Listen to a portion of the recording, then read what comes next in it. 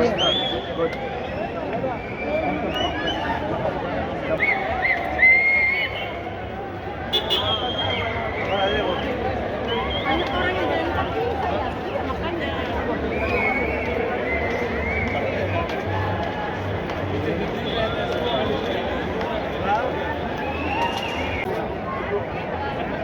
আমার নাম মোহাম্মদ সুমন, আমার দেশের বাড়ি বরিশাল ভোলা। সো আমি ভিডিওতে আসার একমাত্র কারণ